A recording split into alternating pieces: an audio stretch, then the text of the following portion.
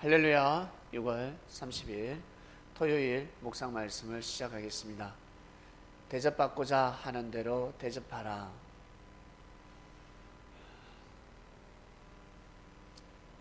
사라바 가부는 영원히 대접받을 수 있는 사람에게 대접을 하였습니다. 그래서 셀 수 없을 정도로 대접을 받았습니다. 그것은 다름 아닌 대가였습니다. 노력의 대가. 어떤 노력을 하면서 살아가고 있습니까? 나는 오늘도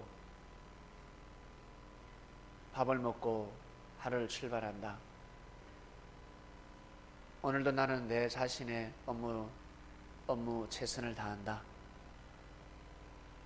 똑같이 주어진 24시간, 똑같이 먹는 밥, 똑같이 먹는 커피, 자신만을 위해서 먹고 자신의 업무만을 위해서 뛰고 달린다면 거기까지입니다. 거기까지.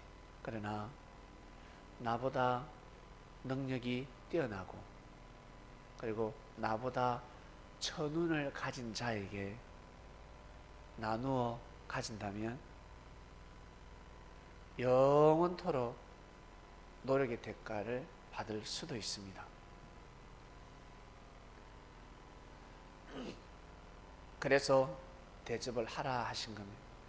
네가 정말 영원토록 잘 되고 싶지 않냐? 영원토록 잘 되고 싶지 않습니까? 예, 저는 잘 되고 싶습니다. 그러면 영혼을 구원하는 나를 잘 대접하라. 주님은 말씀하셨습니다. 주님을 대접하는 것이 무엇입니까? 하나님 아버지가 내리신 뜻, 섭리를 귀하게 여기고 그리고 내가 사랑하는 생명들을 너 또한 사랑해라. 사랑하기가 힘든데요. 그러면 귀하게 여겨라. 그러면 된다.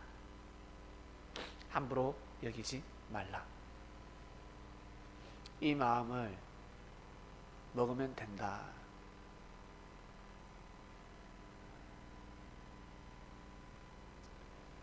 잘 되는 사람들, 축복받는 사람들, 큰 일을 해서가 아닙니다.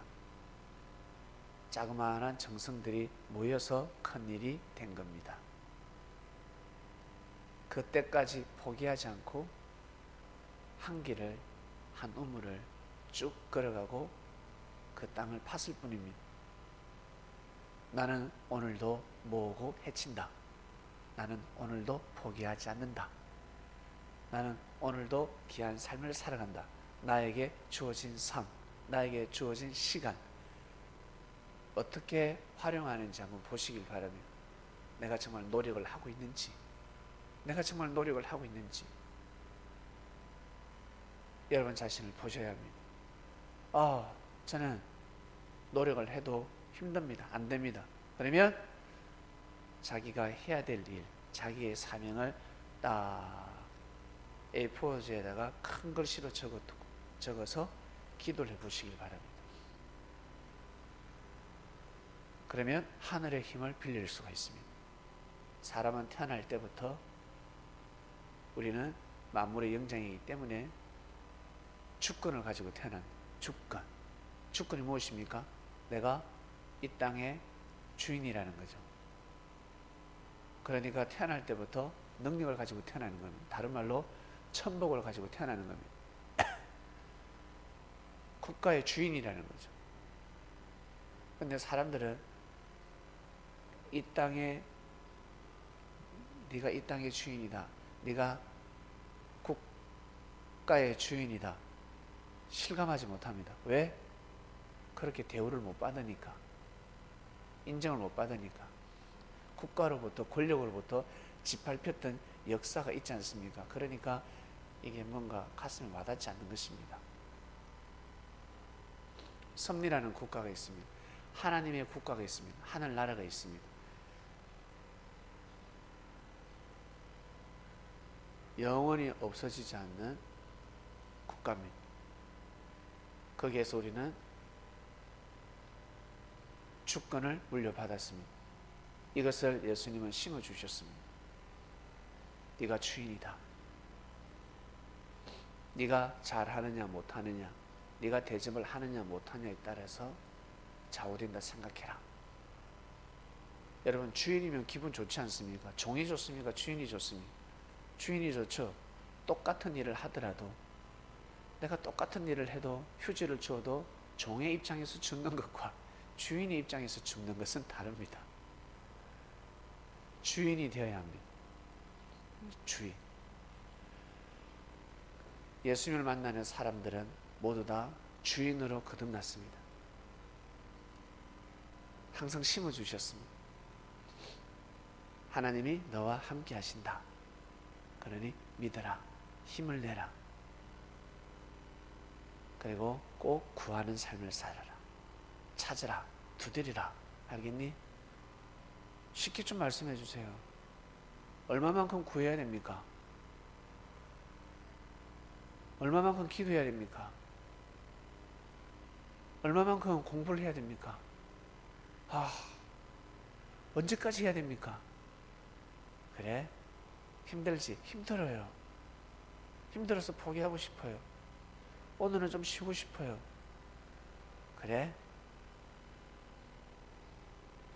쉬어. 오늘은 쉬도록 해라. 정말요? 그럼 쉬어. 그러나 네가 해야 될 기본이 있다. 사람을 절대 함부로 대하지 마라. 사람을 함부로 대하지 마라. 그것을 가르쳐 주셨습니다. 만나는 사람을 함부로 대하지 마라. 절대 무시하지 마라. 한 번으로 인해서 뭐라고 합니까? 한 번 만남으로 인해서 각인이 되어버리는 경우가 있습니다. 저 사람은 나를 무시하는구나. 각인이 되어버립니다.